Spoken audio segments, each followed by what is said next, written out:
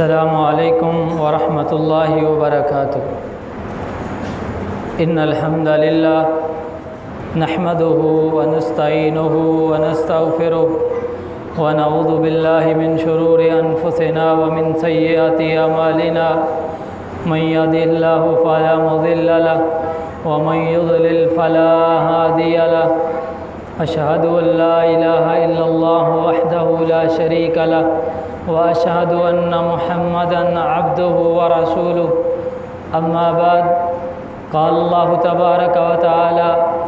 يا ايها الذين امنوا اتقوا الله حق تقاته ولا تموتن الا وانتم مسلمون يا ايها الذين امنوا اتقوا الله وقولوا قولا سديدا يصلح لكم اعمالكم ويغفر لكم ذنوبكم ومن يطع الله ورسوله فقد فاز فوزا عظيما يا ايها الناس اتقوا ربكم الذي خلقكم من نفس واحده وخلق منها زوجها وبث منهما رجالا كثيرا ونساء واتقوا الله الذي تساءلون به والارحام ان الله كان عليكم رقيبا اما بعد اعوذ بالله من الشيطان الرجيم بسم الله الرحمن الرحيم عبس وتولى ان جاءه الأعمى وما يدريك لعله يزكى وقال النبي صلى الله عليه وسلم لا تسبوا أصحابي فلو أن أحدكم أنفق مثل أحد بلغا ذهبا ما بلغ مد أحدهم ولا نصيفا أو كما قال رسول الله صلى الله عليه وسلم أما بعد فإن خير الحديث كتاب الله وخير الهدي هدي محمد صلى الله عليه وسلم وشر الأمور محدثاتها وكل محدثة بدعة وكل بدعة ضلالة وكل ضلالة في النار۔ حمد و ثنا کے لائق اللہ وحدہ لا شریک کی ذات پاک ہے جو ساری کائنات کا پیدا کرنے والا، علی کل شیء قدیر، فاعل لما یرید، علیم بذات الصدور، فاطر السماوات والارض۔ درود و سلام آقائے نامدار، فخر الرسل، ہادی سبل، ساقی کوثر، شاف محشر، والی بطحا، جد الحسن والحسین، امام کائنات، امام اعظم، مرشد اعظم، رہبر اعظم، فقیہ اعظم، امام الانبیاء، امام القبلتین، رحمت کائنات، رحمت للعالمین، فاتح ابواب الجنہ، سرکار مدینہ، سرور قلب و سینہ، میرے اور آپ کے دل کی بہار، امامنا فی الدنیا و امامنا فی الجنہ، جناب محمد الرسول اللہ صلی اللہ علیہ وسلم کی ذات گرامی کے لیے حضرات، آج کے جمعۃ المبارک کا موضوع ہے صحابہ کرام اور اہل بیت کے گستاخ لوگوں کا دنیا اور آخرت میں انجام کیا ہے۔ قرآن مجید فرقان حمید کی جو آیہ مبارکہ خطبہ مسنونہ میں پڑھی ہے، اللہ احکم الحاکمین نے اس آیت کریمہ میں اعلان کیا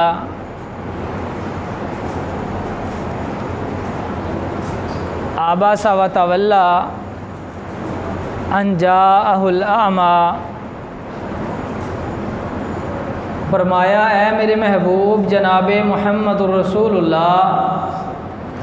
صلی اللہ علیہ وسلم، میرے صحابی، آپ بڑے بڑے سرداروں کو دین اور اسلام کی دعوت دینے میں مشغول اور مصروف تھے۔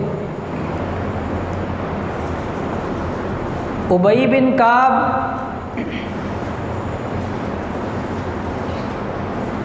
جب مسجد میں تشریف لائے، رسول اللہ صلی اللہ علیہ وسلم ابی بن خلف کو اسلام کی دعوت دے رہے تھے کہ کلمہ طیبہ پڑھ لو، اسلام قبول کر لو، لیکن عبداللہ ابن ام مکتوم رضی اللہ تعالی عنہ کمزور اور نبینا صحابی تھے، تو رسول اللہ صلی اللہ علیہ وسلم کی پیشانی پہ شکن آیا، بل پڑا کہ میں ایک چودھری بندے کو اسلام کی دعوت دے رہا ہوں، اس حالت میں عبداللہ ابن ام مکتوم مسجد نبوی میں داخل کیوں ہوئے؟ کاش یہ بعد میں آ جاتے، کیونکہ یہ چودھری بندہ کمزور شخص کو دیکھ کے کہیں پھر نہ جائے اور میری دعوت کو ٹھکرا نہ دے۔ لیکن آسمان پہ بیٹھے ارض و سما کے مالک نے ساری کائنات کے سردار محمد الرسول اللہ صلی اللہ علیہ وسلم کو مخاطب کیا اور فرمایا، اے میرے محبوب، آپ کی عظمت بڑی ہے، شان بڑی ہے، رفعت بڑی ہے، مقام بڑا ہے، مرتبہ بڑا ہے، لیکن جس شخص نے ایمان کی حالت میں آپ کے چہرہ مبارک کا دیدار فرما لیا، آپ مکے کے ایک چودھری کی موجودگی میں اس کے آنے پر اپنی پیشانی پہ بل ڈالو، میں رب العالمین کو آسمان پہ عرش پہ بیٹھے یہ بات پسند نہیں آئی۔ یعنی صحابہ کرام ان کی عظمت اور شان اتنی اعلیٰ ہے کہ اگر رسول اللہ صلی اللہ علیہ وسلم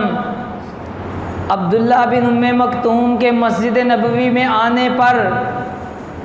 اپنی پیشانی پہ بال ڈالیں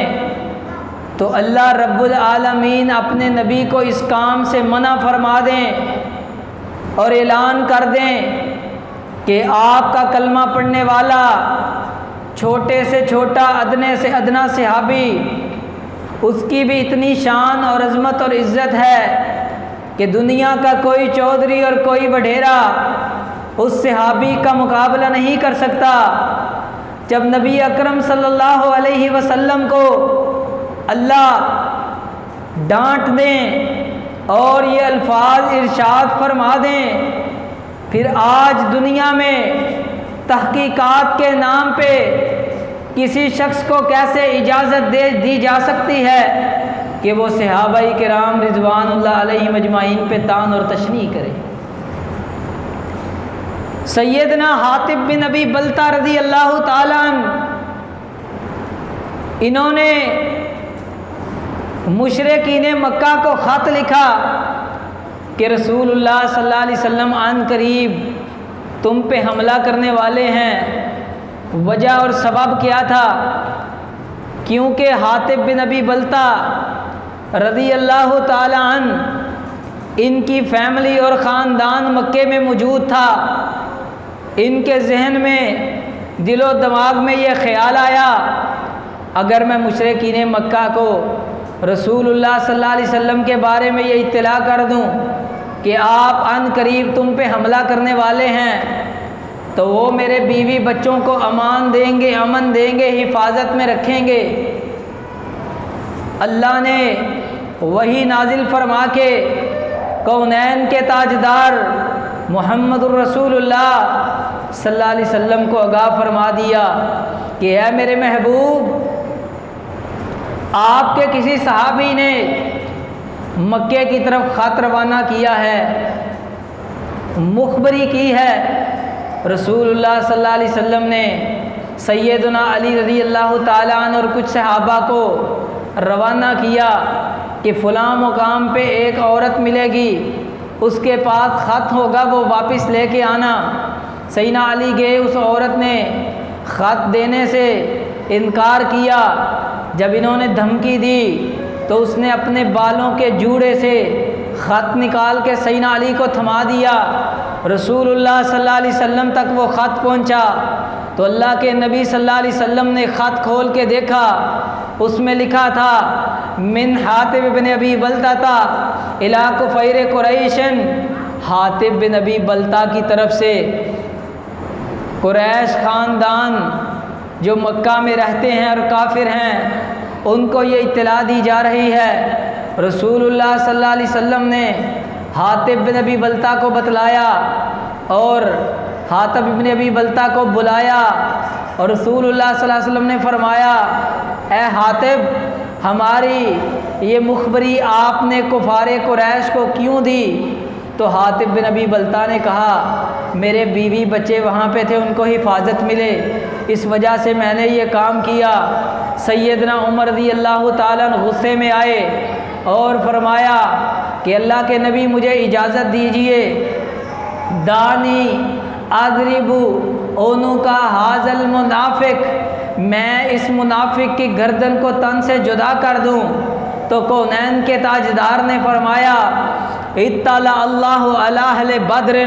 فقال اعملوا شئتم فقد غفرت لکم، اللہ رب العالمین نے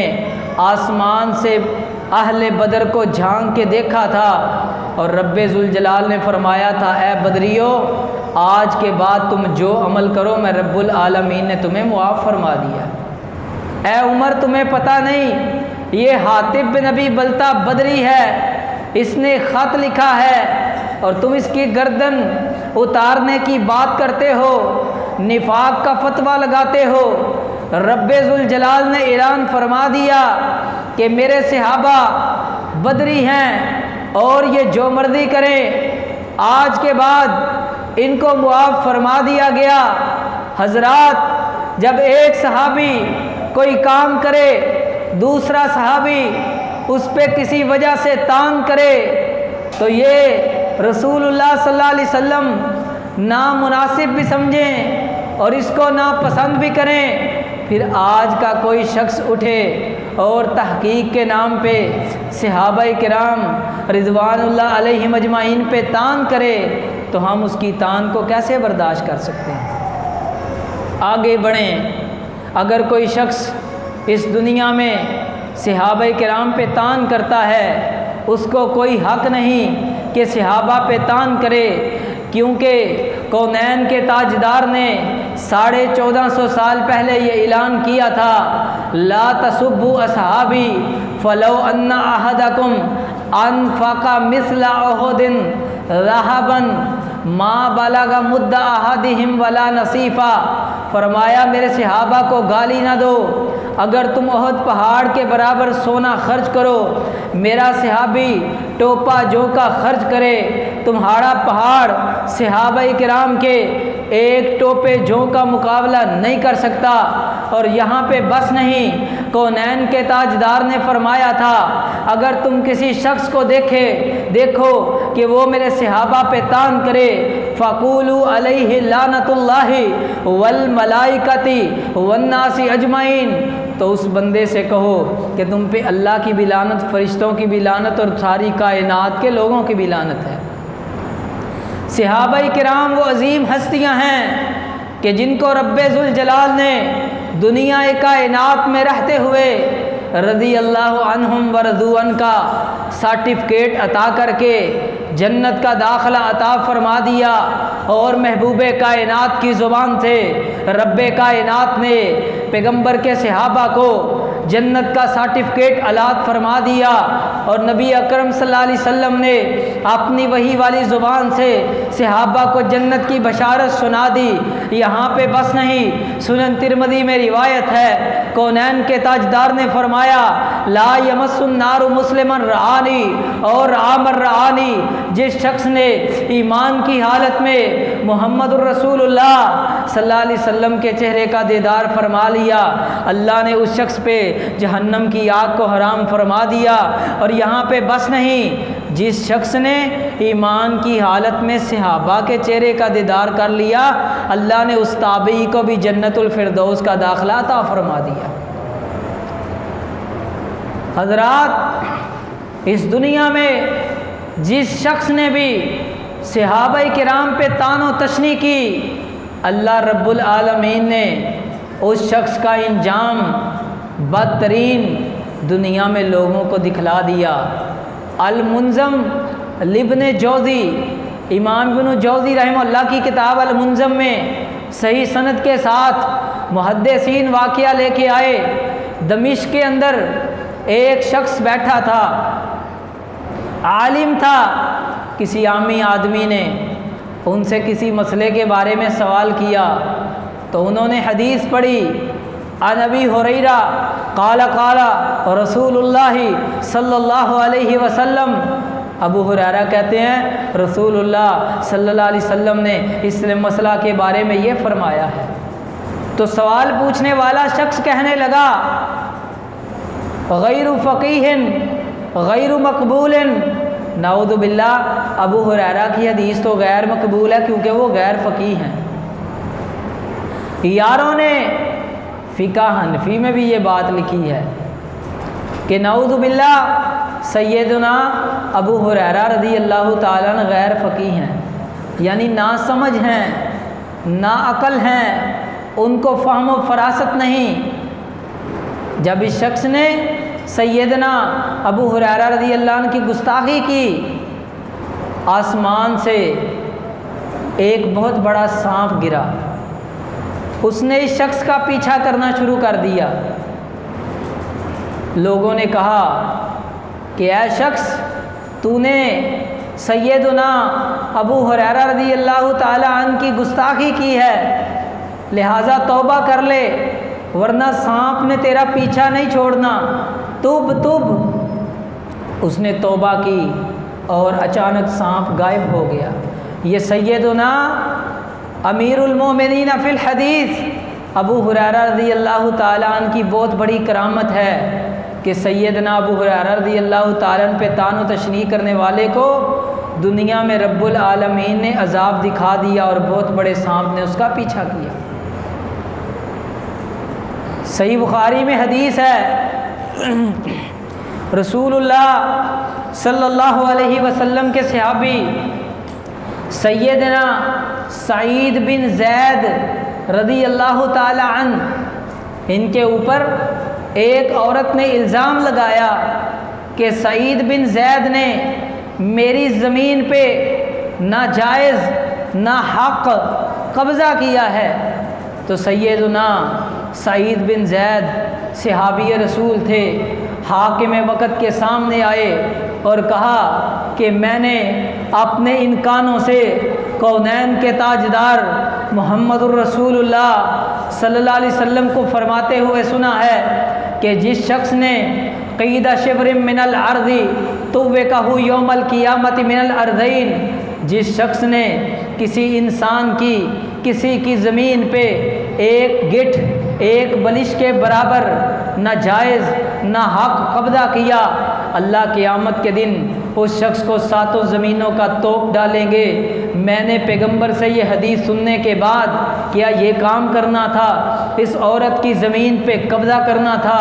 یہ عورت دجل و فریب اور مکر سے اور جھوٹ سے کام لے رہی ہے۔ وہیں پہ سیدنا سعید بن زید رضی اللہ تعالی عنہ نے کہا اللہ اگر یہ سچی ہے تو اس عورت کو سچی کر دے، اور اگر یہ جھوٹی ہے اور یقیناً جھوٹی ہے تو اے اللہ اس عورت کی عمر کو لمبا کر دے اور دنیا میں اس کو فتنوں میں مبتلا کر دے۔ راوی بیان کرتے ہیں سیلاب آ گیا۔ سیلاب آنے کے بعد جس طرح ہم نے اپنی زمینوں کو اپنی شناخت کے لیے پہچان کے لیے مختلف قسم کی نشانیاں لگائی ہوتی ہیں، سیلاب آیا وہ اوپر سے مٹی بہا کے لے گیا، نیچے سے لوگوں نے دیکھا سعید بن زید رضی اللہ تعالی عنہ نے اپنی زمین کی پہچان اور شناخت کے لیے جو نشانیاں لگائی تھی وہ نیچے سے نظر آنا شروع ہو گئی۔ تو سعید بن زید رضی اللہ تعالیٰ نے کہا کہ میرے اللہ نے مجھے سچا فرما دیا، سچا کر دیا۔ یہاں پہ بس نہیں، اس عورت جس کو سعید ابن زید رضی اللہ تعالی عنہ نے بد دعا دی تھی، اس کے ظلم کی وجہ سے، اس کے جھوٹ اور دجل کی وجہ سے، اس عورت کے گھر میں ایک کنواں تھا۔ آخری عمر میں یہ عورت نبینا ہو گئی۔ نبینا ہونے کی وجہ سے ایک دن چلتے چلتے اپنے گھر کے کنویں میں گری اور وہیں پہ ہلاک ہو گئی۔ یہ صحابہ کرام کی کرامات ہیں۔ آگے بڑھیے، کونین کے تاجدار محمد الرسول اللہ صلی اللہ علیہ وسلم کے پیارے صحابی سیدنا عثمان ابن عفان رضی اللہ تعالی عنہ، ان کی ایک بندہ گستاخی کیا کرتا تھا۔ اللہ رب العالمین نے آسمان کا ستارہ توڑ کے اس بندے کو ہلاک کر دیا، اور میں نے تاریخ کی کتب کا مطالعہ کیا تو وہاں پہ یہ بات ملی کہ ایک شخص، اس نے سیدنا حسین ابن علی جنت کے نوجوانوں کے سردار رضی اللہ تعالیٰ عنہ کی گستاخی کی۔ اللہ رب العالمین نے آسمان کا ستارہ توڑ کے اس شخص کو نبینا کر دیا۔ حضرات، یہاں پہ بس نہیں، صحابہ کرام وہ اعلیٰ شخصیات ہیں۔ صحیح بخاری میں بڑی تفصیل کے ساتھ ایک واقعہ موجود ہے کہ سیدنا سعد بن ابی وقاص رضی اللہ تعالی عنہ کہ جن کے بارے میں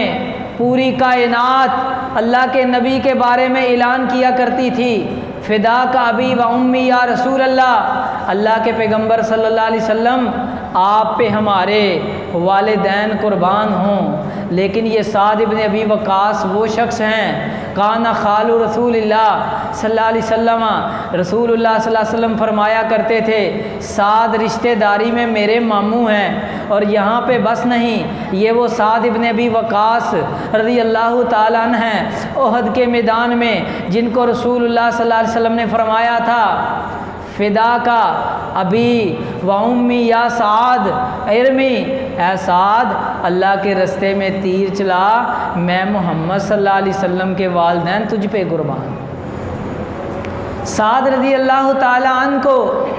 عمر ابن الخطاب رضی اللہ تعالی عنہ نے کوفہ کا گورنر بنا دیا، کوفہ کا گورنر مقرر کیا۔ ان کوفیوں نے سعد ابن ابی وقاص رضی اللہ تعالی عنہ پہ اعتراض کیا کہ سعد ہمیں نماز صحیح نہیں پڑھاتا، سعد جہاد میں خود نہیں نکلتا، سعد تقسیم صحیح نہیں کرتا، ہمارا امام ہے ہمیں نمازیں وقت پہ نہیں پڑھاتا۔ جب یہ شکایت سیدنا عمر رضی اللہ تعالیٰ عنہ کے پاس آئی تو عمر ابن الخطاب رضی اللہ تعالیٰ عنہ نے سیدنا سعد کو بلایا۔ سعد رضی اللہ تعالیٰ عنہ فرمانے لگے، امیر المومنین، میں ان لوگوں کو رسول اللہ صلی اللہ علیہ وسلم کے طریقے کے مطابق نماز پڑھاتا ہوں۔ فرمایا، اے سعد، تیرے بارے میں میرا یہی خیال اور گمان تھا کہ تم رسول اللہ صلی اللہ علیہ وسلم کے طریقے کے مطابق ان لوگوں کو نماز پڑھاتے ہو۔ یہ کوفی پرانے بدماش ہیں جو صحابہ کرام رضوان اللہ علیہم اجمعین پہ اعتراض کیا کرتے تھے۔ امام بخاری رحمہ اللہ نے صحیح بخاری کتاب الاذان میں باب باندھا امام کے پیچھے سورہ فاتحہ پڑھنے کا، اور اس میں پہلی حدیث عبادہ بن صامت رضی اللہ تعالیٰ عنہ سے لے کے آئے، اور دوسری حدیث سیدنا سعد ابن ابی وقاص رضی اللہ تعالیٰ عنہ کی یہ لے کے آئے، اور امام بخاری رحمہ اللہ نے اعتراض کیا، ان لوگوں کا رد کیا جو امام کے پیچھے فاتحہ پڑھنے پہ اعتراض کرتے ہیں۔ امام بخاری اشارہ کرنا چاہتے ہیں ان کوفیوں نے سیدنا سعد پہ اعتراض یہ کیا تھا کہ یہ فاتحہ پڑھ کے ہمیں نماز پڑھاتا ہے۔ آج بھی کوفہ سے نکلنے والے مذہب کی جتنی کتابیں ہدایہ وہ اٹھائیں، شامیہ وہ اٹھائیں، رد المختار اٹھائیں، سب کتابوں میں لکھا ہے اگر ان غیر اہل حدیث کا امام وہ بھی سورۃ الفاتحہ نہ پڑھے تو ان کی نماز ہو جاتی ہے۔ امام کے پیچھے فاتحہ نہیں پڑھنی، بلند قرات کرے امام تو فاتحہ نہیں پڑھنی، اس طرح کی باتیں مختلف، یہ ہمیں عام عوام الناس کو الجھانے کے لیے ہیں۔ اگرچہ ان کا مذہب ہے لا تتعین عندی رکنن، وہ کہتے ہیں فاتحہ ہمارے نزدیک نماز کا رکن ہی نہیں ہے۔ خیر، سیدنا سعد رضی اللہ تعالی عنہ، ان کی تحقیقات کے بعد سیدنا عمر نے ایک شخص کو کوفہ میں بھیجا۔ وہ کوفہ کی جامع مسجد میں گیا اور اس نے کہا کہ سعد پہ اگر کسی کو اعتراض ہے تو اٹھ کے بتلائے۔ کھلی کچہری لگائی، ایک شخص اٹھا، کہنے لگا اگر آپ نے سوال کاری لیا ہے تو پھر میں آپ کو سعد کے بارے میں بتلا ہی دیتا ہوں، ناراض نہ ہونا۔ میں آل ورلڈ، پورے بر صغیر پاک و ہند کی بات کرتا ہوں۔ اگر کوئی شخص آ کے ہمارے ائمہ مساجد کے بارے میں، علماء کے بارے میں سوال کرے تو ہم کہتے ہیں ساری خرابیاں جو کسی چور چکے میں ہم گنوا دیتے ہیں علماء میں۔ اس شخص نے کیا کہا؟ اس نے سیدنا سعد رضی اللہ تعالیٰ عنہ کے اوپر اعتراض کیا۔ سیدنا سعد رضی اللہ تعالیٰ عنہ کو غصہ آیا۔ سعد ابن ابی وقاص رضی اللہ تعالیٰ عنہ فرمانے لگے اللہ اگر یہ شخص سچا ہے اس کو سچا کر دے، اور اگر یہ جھوٹا ہے اور یقیناً جھوٹا ہے تو اے اللہ میں اس شخص کے خلاف بد دعا کرتا ہوں، اس کی عمر کو لمبا کر دے اور اس شخص کو فتنوں میں مبتلا کر دے۔ تاریخ نے اوراق پلٹے، دن بدلے، دن گزرے تو یہ شخص بوڑھا ہو گیا۔ بوڑھا ہونے کی وجہ سے اس کے آبرو پروٹے، جب انسان بڑھاپے میں جاتا ہے تو یہ لٹک جاتے ہیں، جھول جاتے ہیں۔ اس کے یہ آبرو اتنے زیادہ لٹک گئے کہ اس شخص کی آنکھیں اس کو دکھاتی نہیں تھی، یعنی اس کو نظر آنا بند ہو گیا۔ یہ بندہ اپنے آبروؤں کو ایسے اٹھا کے اوپر کو تو پھر کسی کو دیکھا کرتا تھا، اور کیا کرتا تھا؟ چوکوں چراہوں میں کھڑا ہوتا تھا اور لوگوں کی بیٹیوں کو چھیڑا کرتا تھا۔ بزرگ ہو گیا، عمر اتنی زیادہ ہو گئی، لیکن یہ کام کیا کرتا تھا۔ جب لوگ سوال کرتے تھے تو یہ اپنی زبان سے اعتراف کیا کرتا تھا، کہا کرتا تھا کہ مجھے سعد کی بد دعا لگ گئی ہے۔ جس شخص نے اس دنیا کائنات میں صحابہ کرام رضوان اللہ علیہم اجمعین کی گستاخی کی ہے، اللہ نے اس کو نشان عبرت بنایا ہے۔ اور جائیں سوشل میڈیا پہ سرچ کر کے دیکھ لیں، جو لوگ بھی صحابہ کرام رضوان اللہ علیہم اجمعین پہ طعن و تشنیع کرتے ہیں، اللہ کی قسم ہے وہ زندہ ہیں یا مردہ ہیں، وہ زندہ ہیں یا مردہ ہیں، اللہ رب العالمین نے ان کے چہرے کا نور ان سے چھین لیا ہے۔ اور یہاں کے بس نہیں، اللہ رب العالمین نے صحابہ پہ طعن و تشنیع کی وجہ سے ان لوگوں سے عقیدہ بھی چھین لیا ہے، اذان مصطفیٰ بھی چھین لی ہے، قرآن مقدس حقیقی کو ماننا بھی چھین لیا ہے، اور اللہ رب العالمین نے ان سے عزت اور غیرت بھی چھین لی ہے۔ اللہ سے دعا ہے اللہ صحابہ کرام کی محبت میں، اہل بیت کی محبت میں ہمیں زندہ رکھے، اور صحابہ اہل بیت کی اللہ رب العالمین گستاخیوں سے ہمیں محفوظ فرمائے۔ اقول قولی ھذا واستغفر اللہ لی ولکم ولسائر المسلمین، آخر دعوانا ان الحمد للہ رب العالمین۔